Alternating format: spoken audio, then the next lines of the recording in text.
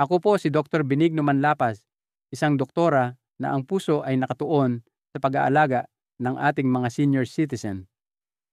Posible po ba na ang isang maliit na piraso ng prutas ang dahilan kung bakit kayo nagigising ng 2 o 3 beses tuwing gabi? Maaaring nakakagulat ito, pero para sa maraming nakatatanda sa buong Pilipinas, ito mismo ang nangyayari. Katatapos nyo lang maghapunan, marahil ay kumain kayo ng isang pirasong dalandan o uminom ng isang basong kalamansi juice at humiga na sa pag-asang magiging mahimbing ang inyong tulog. Ngunit sa sandaling nagsisimula ng magpahinga ang inyong katawan, ang inyong pantog naman ay ayaw tumahimik. Sa video na ito, ibabahagi ko sa inyo ang 5 prutas na maaaring dahan-dahang suportahan ang inyong pantog at tulungan kayong makatulog ng mahimbing sa buong gabi. At ibabahagi ko rin ang 5 prutas na maaaring palihim na nagpapalala ng sitwasyon. Ito ay mga simpleng pagbabago lamang, ngunit maaaring magdulot ng tunay na ginhawa. Bago tayo magsimula, nais ko sanang malaman kung saan ninyo pinapanood ang video na ito at anong oras na diyan sa inyo.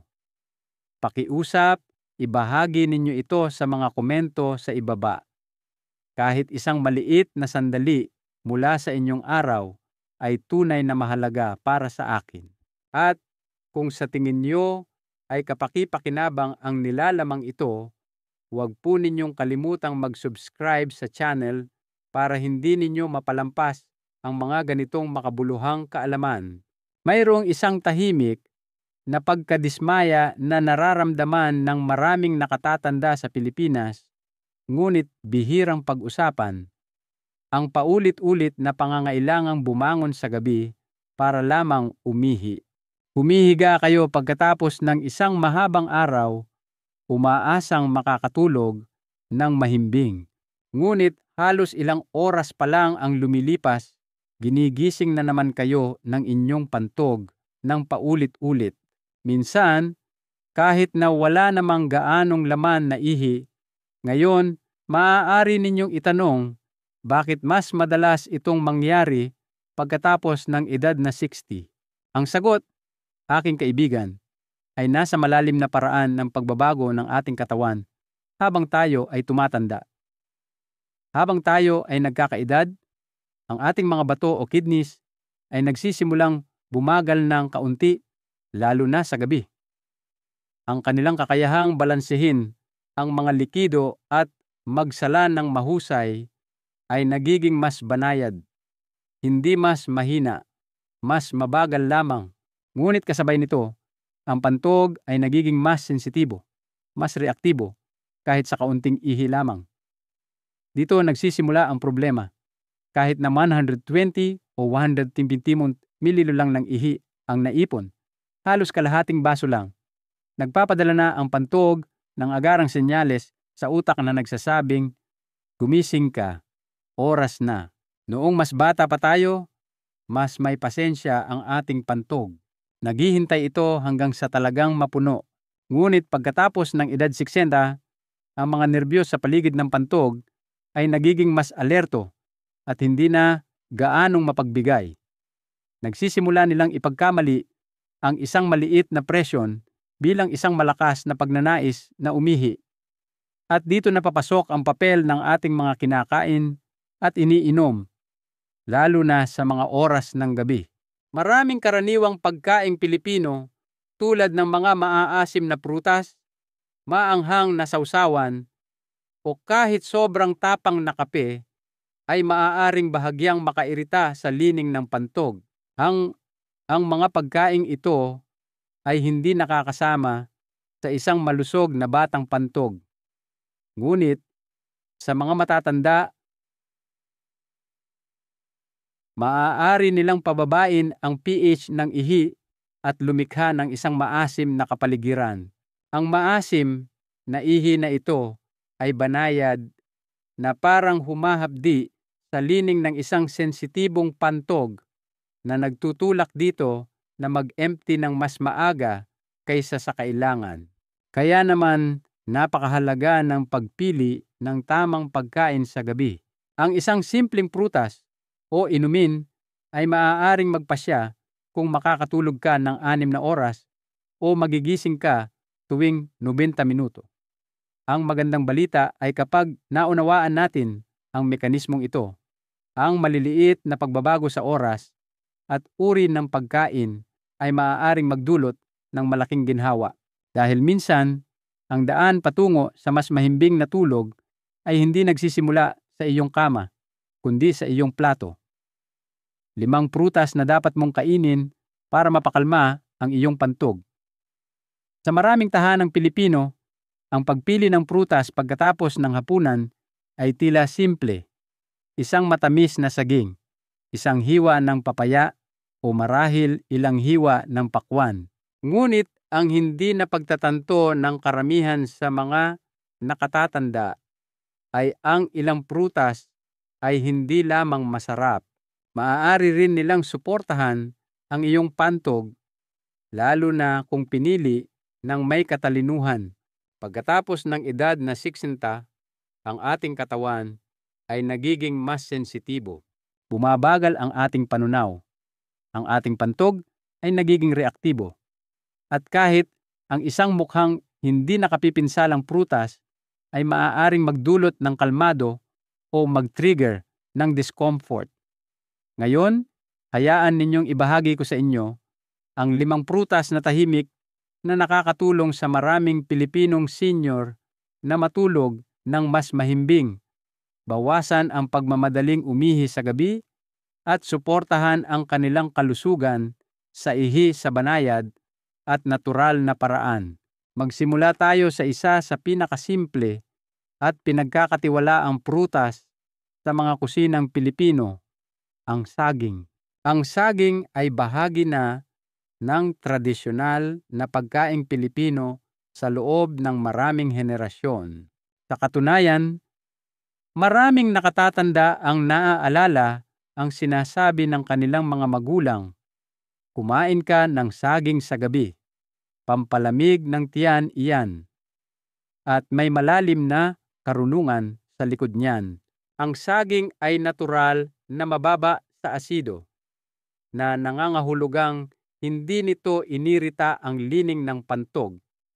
Para sa isang taong madalas magising sa gabi dahil sa madalas na pag-ihi, ito ay maaaring maging isang malaking ginhawa. Ang isang katamtamang laking saging ay naglalaman ng halos 400 ml ng potassium. Ang mineral na ito ay tumutulong sa pag-relax ng mga makinis na kalamnan ng pantog at binabawasan ang mga hindi kinakailangang pag-urong. Sa madaling salita, tinutulungan nito ang iyong pantog na manatiling kalmado kapag bahagya pa lang itong puno sa halip na magpadala ng agarang senyales sa utak. Maraming matatanda, lalo na ang mga may banayad na alalahanin sa presyo ng dugo, ay nakikitang nakakatulong din ang saging dahil nagbibigay ito ng enerhiya nang hindi lumilikha ng init sa katawan. Ang pinakamagandang oras para kumain ng saging ay sa kalagitnaan ng hapon, bandang 5:00 o 1 oras pagkatapos ng hapunan. Siguraduhin ito ay hinog, ngunit hindi sobrang hinog, at iwasang kainin ito ng malamig mula sa ref.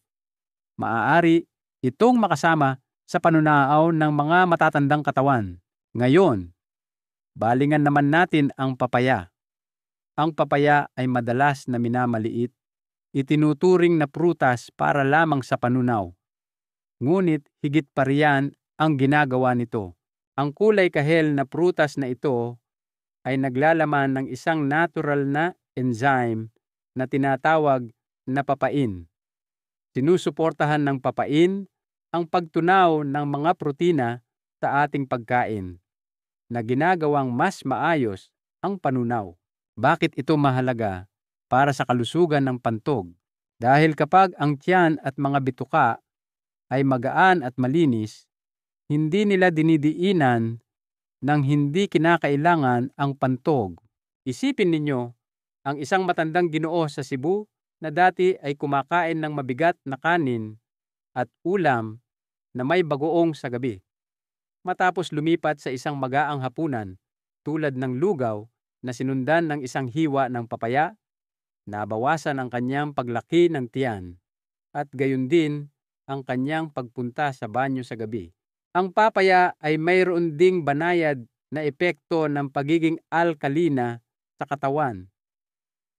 Nangangahulugan ito na hindi ito lumilikha ng sobrang asido sa ihi, na mahalaga para sa mga pantog ng matatanda na madalas na irita ng maasim na dumi. Para sa mga senior, ang isang hiwa ng hinog na papaya, mga 120 gramo, pagkatapos ng hapunan ay maaaring magdulot ng tunay na ginhawa. Tandaan lamang na ang papaya ay dapat kulay kahel at bahagyang malambot, hindi sobrang hinog o masyadong hilaw. Ngayon, pag-usapan natin ang isang prutas na madalas napapabayaan, ang peras. Ang peras ay malambot, matamis, at natural na mababa sa asido. Isa ito sa mga pinaka-bladder-friendly na prutas, lalo na para sa mga matatandang may problema sa parehong constipation at madalas na pag-ihi. Isa sa mga tahimik na dahilan kung bakit nararamdaman ng mga matatanda ang pangangailangang umihi ng mas madalas ay ang presyon mula sa mga bituka. Ang peras ay naglalaman ng isang natural na sugar alcohol na tinatawag na sorbitol. Ang sorbitol ay dahan-dahang humihila ng tubig papunta sa bituka at tumutulong sa maayos na pagdumi. Sa mga probinsya sa Pilipinas, madalas sabihin ng mga matatandang babae, kapag masaya ang tiyan, tahimik ang pantog. May malaking katotohanan diyan.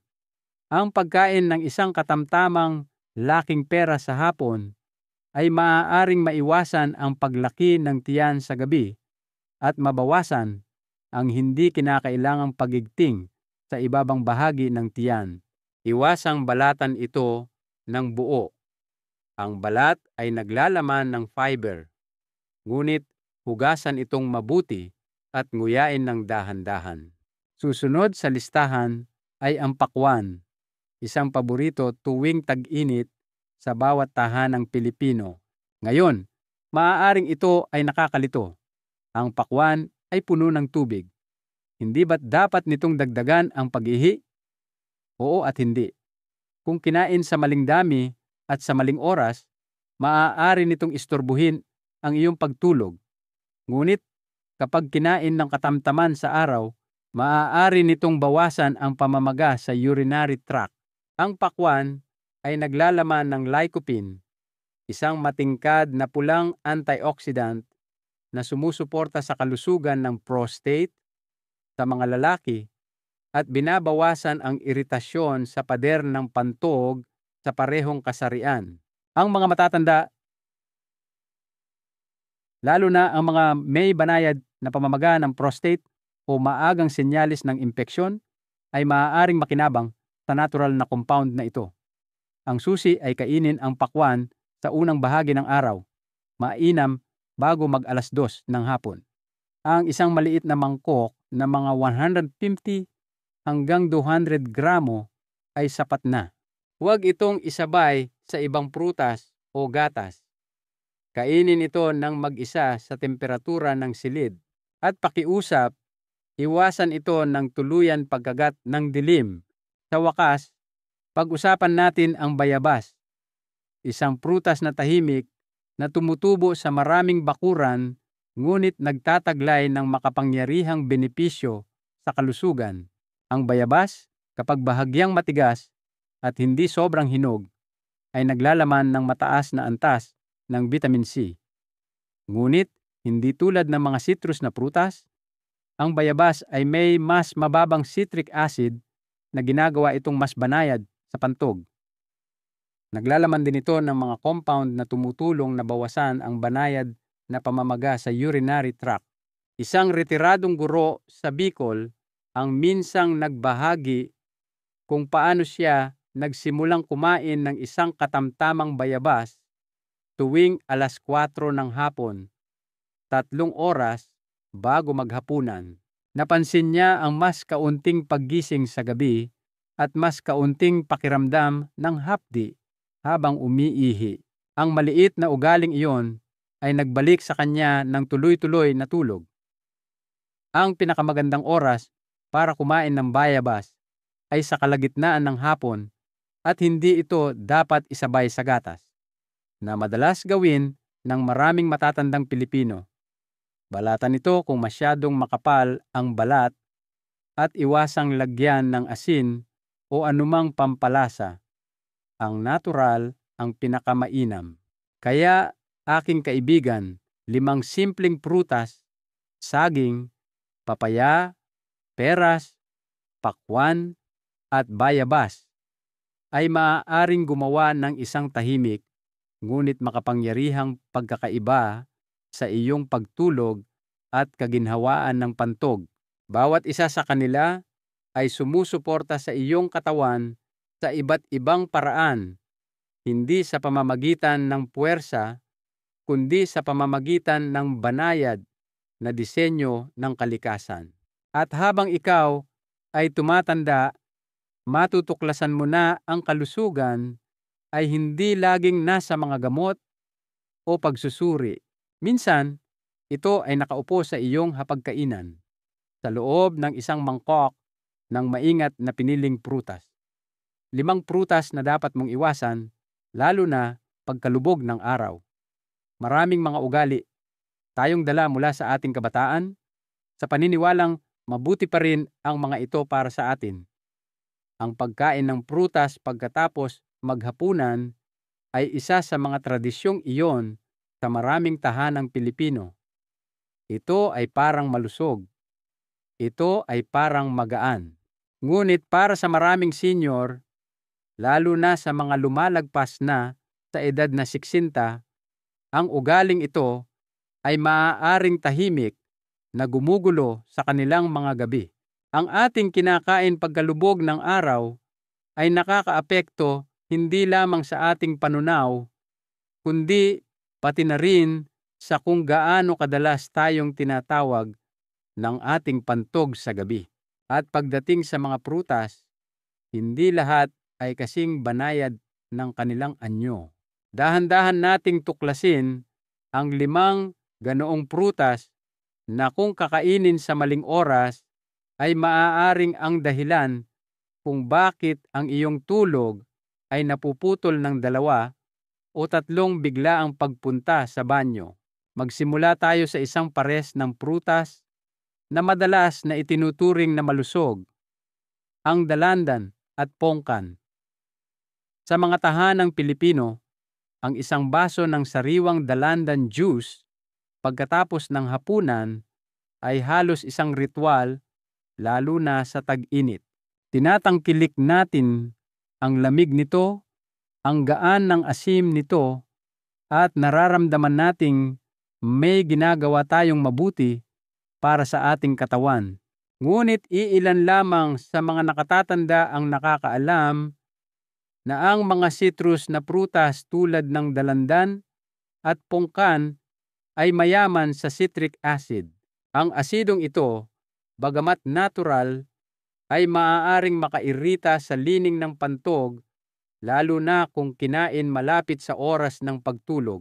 Isang matandang Ginoo mula sa Davao ang minsang nagbahagi na umiinom siya ng dalandan juice tuwing 8:00 ng gabi araw-araw, sa pag-aakalang makakatulong ito sa kanyang mahimbing na pagtulog.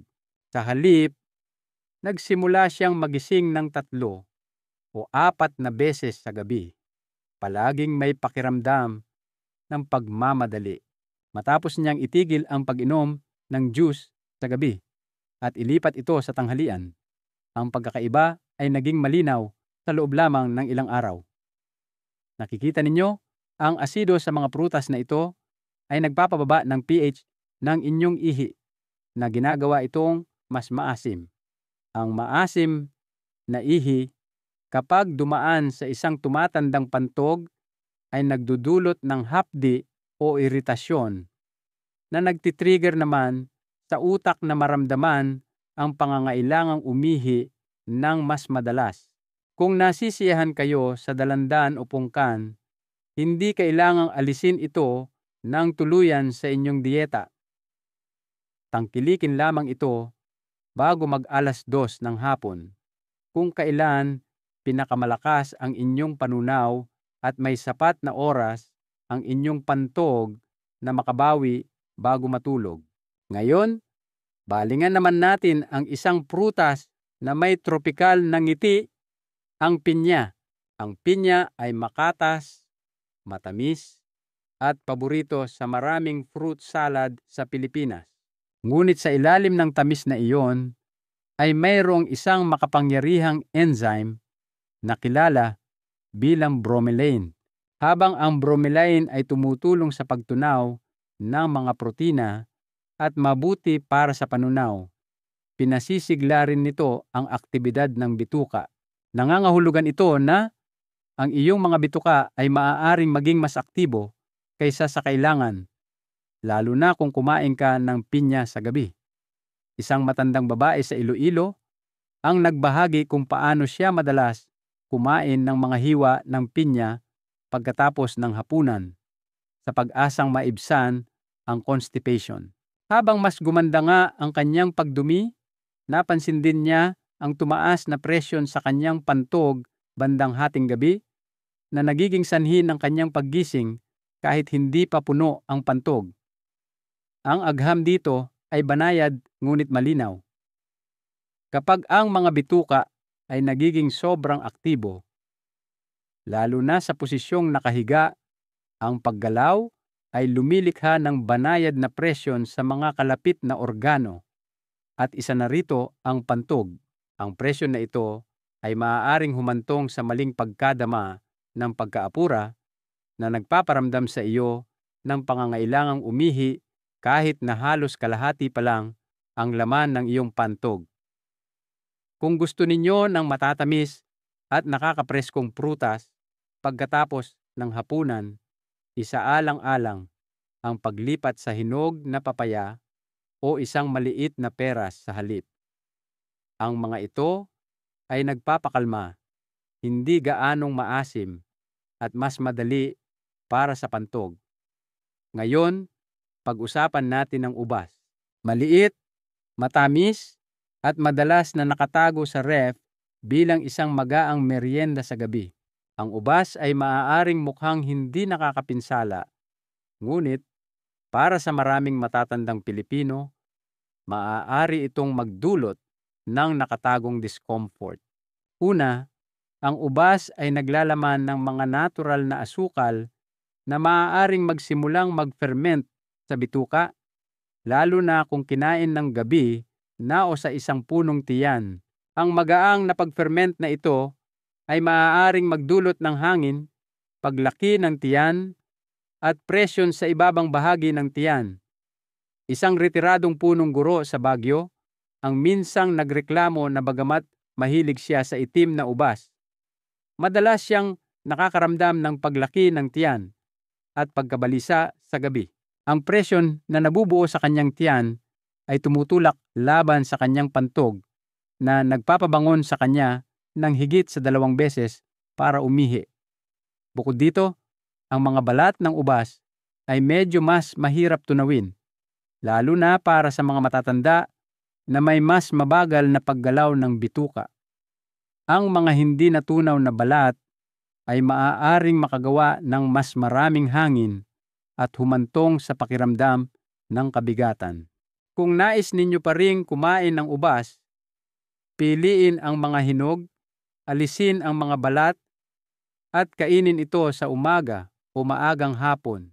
Huwag kailanman kainin ito ng malamig sa gabi at iwasang ihalo ito sa mga pagkaing may gatas. Ang isa pang tahimik na salarin ay ang mga pinaghalong citrus juice. Iyong mga mukhang sariwang baso na may pinaghalong dalandan, lemon, at minsan pa nga ay kiwi. Ang bawat prutas na kinain ng mag-isa at sa tamang dami ay maaaring hindi nakakasama. Ngunit kapag pinagsama-sama, lalo na pagkalubog ng araw, ang mga mataas sa asido na prutas na ito ay maaaring lumikha ng isang mababang pH na kapaligiran sa pantog. Para sa mga matatanda, ang maasim na ihi na ito ay nagdudulot ng higit pa sa discomfort. Lumilikha ito ng isang siklo ng maling pagkadama ng pagkaapura, madalas na pag-ihi, at putol-putol na pagtulog. Maraming tao ang nag-aakala na ang fruit juice ay mas magaan kaysa sa solidong pagkain. Ngunit sa katotohanan, ang mga juice ay naghahatid ng konsentradong anyo ng asido at asukal direkta sa iyong sistema, kadalasan ay mas mabilis pa kaysa sa mga prutas mismo. Kung nararamdaman ninyo ang pangangailangan para sa isang bagay na nakakapresko, pagkatapos ng hapunan, subukan ang isang tasa ng maligamgam na tubig na may hiwa ng malambot na peras o ilang piraso ng pakwan na nasa temperatura ng silid sa araw sa halip. Ang mga pagpipiliang ito ay sumusuporta sa hydration nang hindi nagtitrigger sa pantog. Panghuli, tingnan natin ang isang prutas na mas ginagamit na parang gulay sa mga tahanang Pilipino, ang kamatis. Ang kamatis ay mayaman sa lasa at kulay, at ginagamit natin ito sa halos bawat ulam. Ngunit ang hilaw na kamatis, lalo na kapag kinakain sa mga ensalada o bilang hiwa sa gabi, ay maaaring tahimik na magbigay diin sa pantog. Ang dahilan ay nasa isang compound na tinatawag na oxalic acid. Ang oxalic acid ay maaaring magpataas ng pagbuo ng maliliit na kristal sa ihi at bahagyang makairita sa mga pader ng pantog. Sa mga matatanda na mayroon ng sensitibong urinary tract, ang iritasyong ito ay humahantong sa pangangailangang umihi ng mas madalas. Isang matandang mag-asawa sa Pampanga ang nagbahagi kung gaano nila kamahal ang pagkain ng ensaladang kamatis at sibuyas sa bawat hapunan. Ngunit nang alisin nila ang hilaw na kamatis at palitan ito ng pinakuluang carrots o steamed beans, napansin nilang bumuti ang kanilang pagtulog sa gabi nang walang anumang gamot. Kung mahilig kayo sa kamatis, gamitin ito ng luto sa inyong ulam at iwasan ang mga hilaw sa gabi. Ang maliit na hakbang na ito ay maaaring maprotektahan ang inyong pantog nang hindi gaanong binabago ang lasa ng inyong mga pagkain. Kaya, mahal kong kaibigan, 5 simpleng prutas kapag kinain sa maling oras ay maaaring makagambala sa inyong pagtulog kahit na mukha silang walang sala. Dalandan, pinya, ubas, pinaghalong citrus juice, at hilaw na kamatis ay may kanya-kanyang lugar ngunit hindi pagkalubog ng araw. Dahil sa inyong edad, ang kalusugan ay hindi lamang tungkol sa kung ano ang inyong kinakain. Ito rin ay tungkol sa kung kailan kayo kumakain. Ang tiempo at kamalayan ay mas mahalaga ngayon kaysa dati. Minsan, ang isang mapayapang gabi ay nagsisimula hindi sa isang pampatulog, kundi sa desisyong laktawan ang isang prutas pagkatapos ng hapunan. Sa maraming tahanang Pilipino, ang pagkain ng prutas ay itinuturing na simbolo ng kalusugan, isang tahimik na gantimpala pagkatapos kumain o isang banayad na merienda sa pagitan ng kape at hapunan. Ngunit habang tayo ay tumatanda, hindi lamang ang uri ng prutas ang mahalaga. Ito rin ang oras kung kailan natin ito kinakain. Ayon sa mga matatanda at maging sa modernong agham, Ang lakas ng ating panunaw ay nagsisimulang bumagal pagkalubog ng araw. Ang sinaunang katotohanan ito ay may bigat pa rin hanggang ngayon. Pagdating ng gabi, ang kakayahan ng katawan na tunawin, sipsipin, at alisin ang mga bagay ay nagiging mas malambot, mas mabagal, at mas maselan. Para sa mga matatanda, nangangahulugan ito na anumang prutas na kinain ng gabi na ay maaaring mag-iba ang kilos sa loob ng katawan.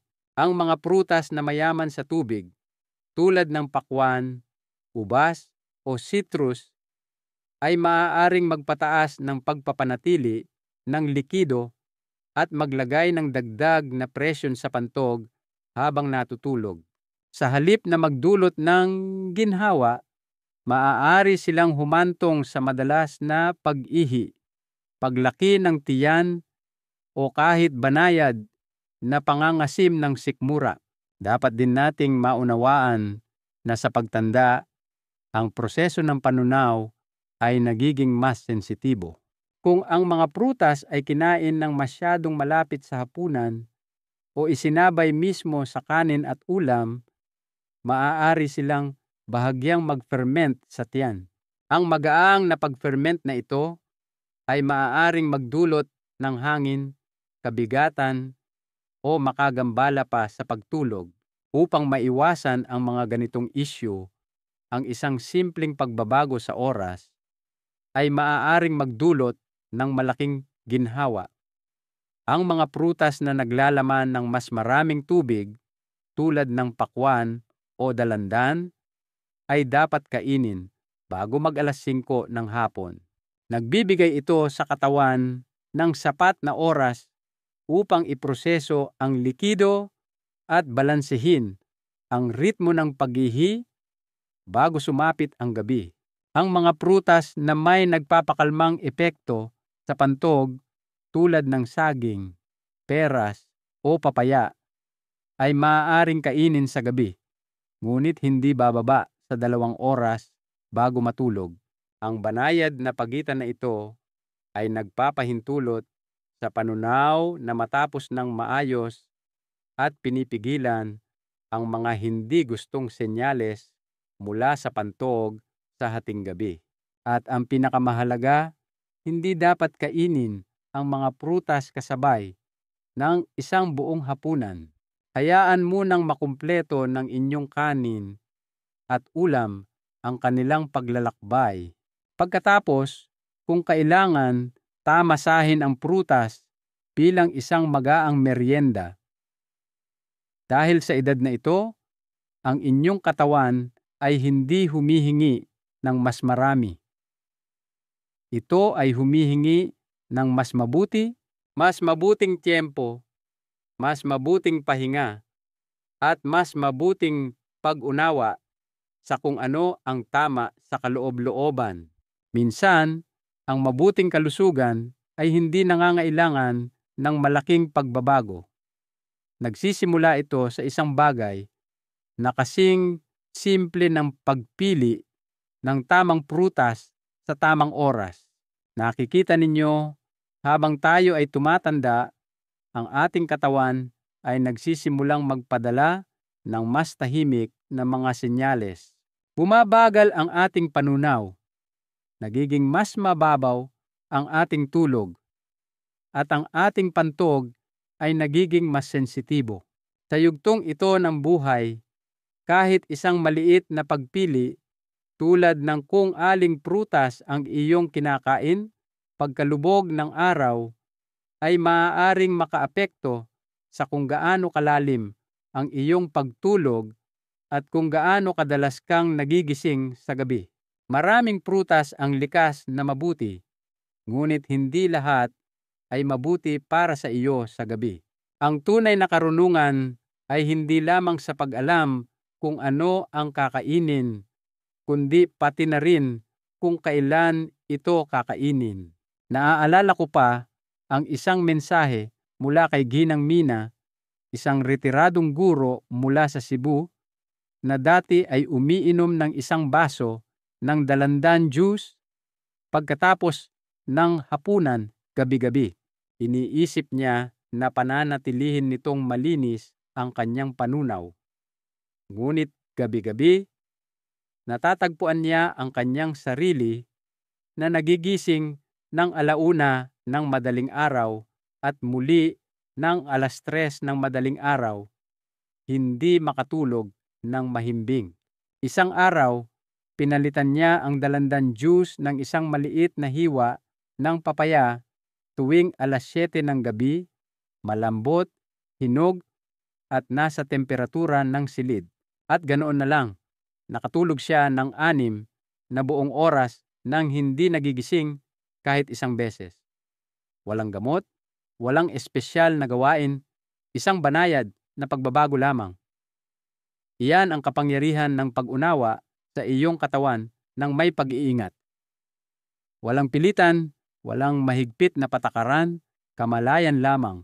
Kaya ngayon, hinihikayat ko kayo na huwag baguhin ang inyong buong buhay, kundi gumawa ng isang maliit na pagbabago. Subukang kumain ng mga nagpapakalmang prutas tulad ng saging o papaya sa gabi at ilipat ang mga maasim o makatas na prutas tulad ng dalandan o pinya sa maagang hapon. Gawin ito sa loob lamang ng 3 araw. Obserbahan ang iyong pagtulog. Pansinin kung paano kumikilos ang iyong pantog at tingnan kung ano ang pakiramdam ng iyong mga umaga. Dahil karapat-dapat kayo sa pahinga. Karapat-dapat kayo sa kapayapaan at karapat-dapat kayong gumising na sariwa ang pakiramdam, hindi pagod mula sa nakaraang gabi. Ngayong alam ninyo na kung aling mga prutas ang dapat panatilihin at alin ang dapat dahan-dahang iwasan pagkatapos ng hapunan, ang pagpili ay nasa inyong mga kamay. At minsan, ang isang matalinong pagpili ngayon ay nagiging isang mapayapang ugali bukas. Pinag-usapan natin hindi lamang ang mga prutas, kundi ang pakikinig sa inyong katawan ng may pagmamahal at pasensya. Natutunan natin na ang tamang prutas na kinain sa tamang oras ay maaaring magdulot ng mahimbing na pagtulog at banayad na mga umaga. At minsan, ang kailangan lang ay isang maliit na pagbabago, hindi isang malaking pagbabago. Isang mahalagang aral na nais kong iwan sa inyo. Ang pag-aalaga sa sarili habang tumatanda ay hindi tungkol sa pagbabawal, kundi tungkol sa pag-unawa. Sa pag-alam kung ano ang kailangan ng inyong katawan sa bawat yugto ng buhay, nagkakaroon kayo ng kapangyarihang bigyan ito ng kapayapaan at ginhawa.